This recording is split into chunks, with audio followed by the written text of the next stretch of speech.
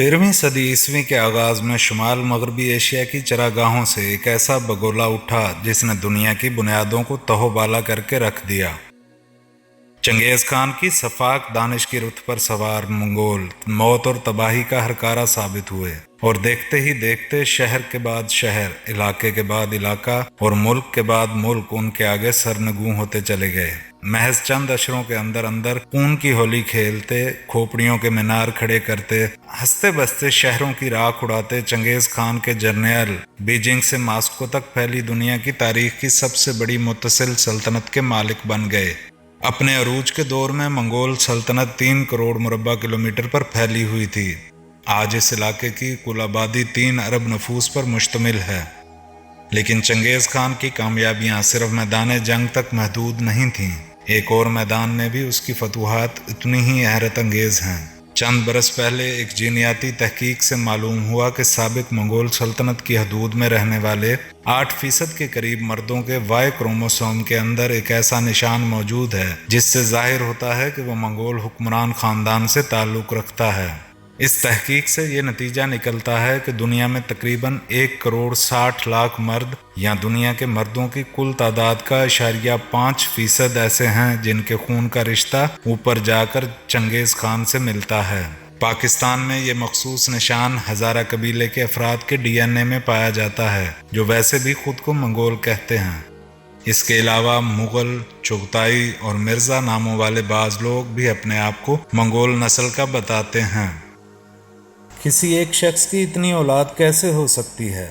जीनियाती तहकीक अपनी जगह, इस बात के तारीखी शवाहिद भी पाए जाते हैं। चंगेज खान ने खुद दर्जनों शादियां की और उनके बेटों की तादाद 200 बताई जाती है। फिर उनमें से कई बेटों ने आगे जाकर हुकूमतें कायम की और साथ ही साथ वसी व अरीज हरम रखे जहां उनके बड़ी तादाद में बेटे पैदा हुए। मशहूर तारीखदान मलक अता जुइनी अपनी किताब तारीख़ जहां गुशाई में चंगेज़ खान की मौत के सिर्फ 33 साल बाद लिखते हैं। इस वक्त उसके ख़ानदान के 20,000 अफराद ऐश व इशरत की ज़िंदगी गुजार रहे हैं। मैं इसके बारे में मज़ीद कुछ नहीं कहूँगा क्योंकि ऐसा ना हो इस किताब के क़ारीन इसके मुसन्निफ़ पर मुबालगे का इल्ज़ाम लगा लें और ये कहना शुरू कर दें कि इतने मुख्तसर वक्त में एक शख्स की इतनी ज़्यादा औलाद कैसे पैदा हो सकती है। इस मौके पर हमारा सामना तारीख़ की एक हैरान कुन और अनोखी सितम ज़रीफ़ी से होता है। जब चंगेज़ खान की उम्र 60 बरस से तजावज़ कर गई तो उन्होंने अपने ख़ैमे में अपनी पहली बीवी और मलका आलिया बोरता खातून के बतन से पैदा होने वाले 4 बेटों जोची, ओगदाई, चुगताई और तोली पर मुश्तमिल खसूसी मजलिस कुरोलताई बुलवाई जिसमें उनके जानशीन के नाम का फैसला होना था।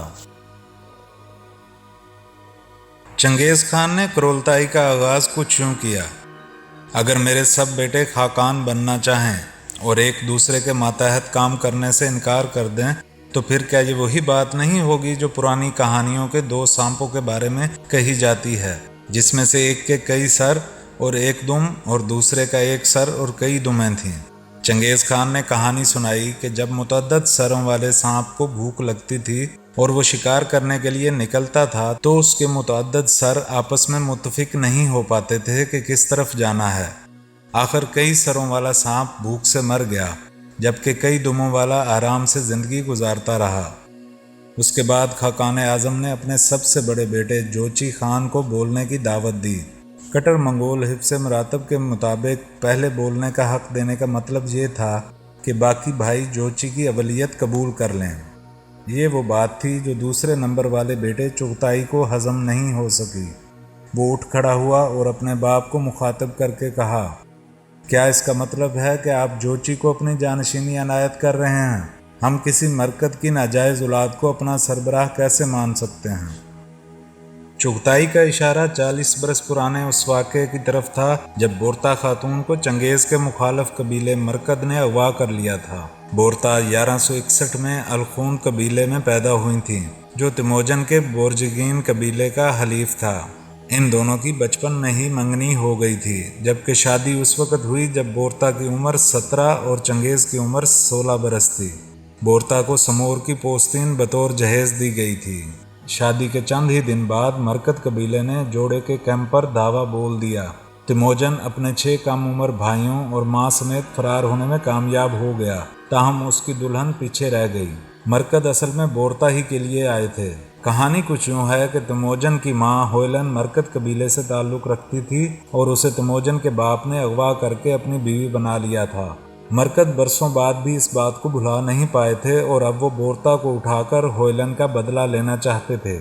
بورتا ایک بیل گاڑی میں چھپ گئی، لیکن مرکدوں نے اسے ڈھونڈ نکالا اور گھوڑے پر ڈال کر ساتھ لے گئے۔ تیموجن نے اپنی دلہن کی بازیابی کی کوششیں جاری رکھیں۔ خانہ بدوش مرکد قبیلہ وسطی ایشیا کی ہزاروں میل کے رقبے پر پھیلی چراگاہوں میں جہاں جہاں جاتا، تیموجن کچھ فاصلے سے ان کے پیچھے پیچھے ہوتا۔ اس دوران اس نے ادھر ادھر سے ساتھی بھی اکٹھا کرنا شروع کر دیے۔ اس کا ایک قول مشہور ہے کہ مرکدوں نے صرف میرا خیمہ ہی سونا نہیں کیا بلکہ سینہ چیر کر میرا دل بھی نکال لے گئے ہیں۔ بالآخر جب مرکد قبیلہ 400 کلومیٹر دور سائبیریا کی بیکال جھیل کے قریب خیمہ زن ہوا تو تیموجن نے اپنے 2 ساتھیوں کے ہمراہ انتہائی ڈرامائی چھاپہ مار کارروائی میں بورتا کو دشمنوں کے قبضے سے چھڑوا لیا۔ بعض تاریخ دانوں کے مطابق یہ واقعہ چنگیز خان کی زندگی میں بنیادی اہمیت کا حامل ہے، کیونکہ اسی واقعے نے انہیں اس رستے پر ڈال دیا جس پر آگے چل کر وہ فاتح عالم بنے۔ تاہم بورتا کو بازیاب کراتے کراتے 8 مہینے گزر چکے تھے۔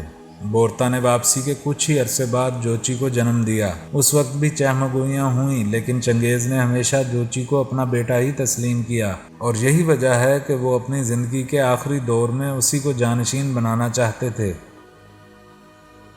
لیکن انہیں اندازہ نہیں تھا کہ 40 برس بعد یہی واقعہ ان کے گلے کی ہڈی بن جائے گا اور ان کے اپنے بیٹے ان کے روبرو ان کے بیٹے کی بلدیت کو مشکوک قرار دیں گے۔